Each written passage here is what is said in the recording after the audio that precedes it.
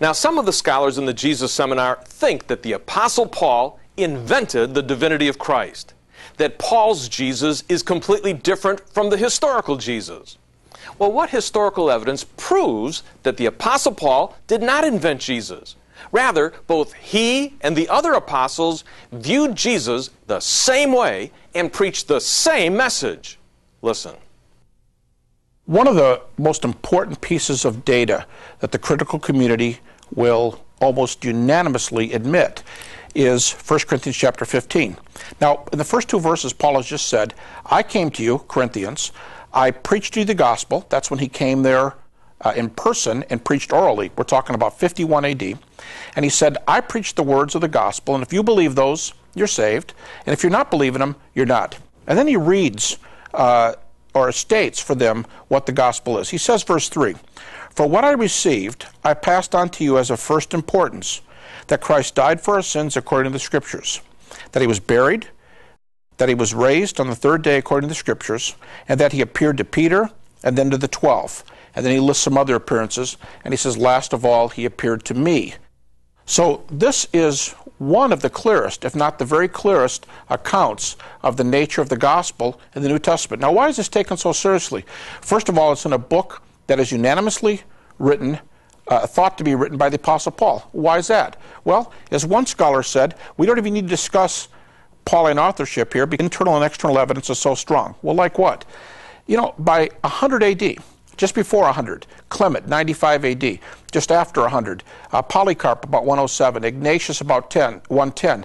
Those three men writing 9 short epistles, that is an incredible amount of attestation from sources outside of Paul to the authority of Paul. That's just one of the many reasons people will admit, even skeptics, that Paul, as an apostle, believed he saw the risen Jesus. And so when he said, Christ died for our sins according to the Scriptures, was buried and rose again the third day, we have to take him seriously for this reason. It's unanimously admitted, or virtually so, that Paul at least believed that he saw the risen Jesus. And that makes all the difference in the world. So you're dealing with somebody who's there at the beginning, who knows the other apostles, who's repeating the gospel that they all taught. 15:11, 1 Corinthians 15:11. He says, whether it's I who am preaching, they who are preaching, it makes no difference. We're preaching the same gospel. Paul took great care, and we're told about this in Galatians 1 and 2.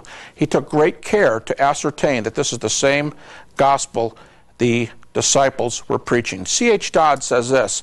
He said, Paul's rendition of the gospel is very, very close to Jesus Christ. He said it's the stream that's very close to the main river. He said anybody who wants to argue otherwise has to defend and bear the burden of proof for their thesis.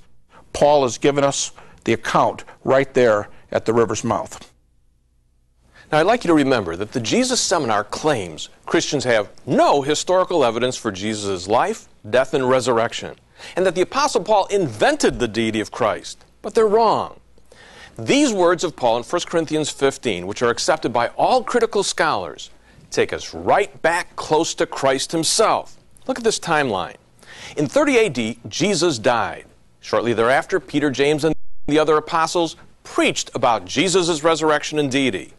Then in 32 AD, Paul meets the risen Christ on the road to Damascus and becomes a Christian. Then in 35 AD, Paul goes to Jerusalem to meet the apostle Peter and James to check out his gospel to see if his message contained the same truths about Christ that the other eyewitnesses of Jesus' life, death, and resurrection also preached.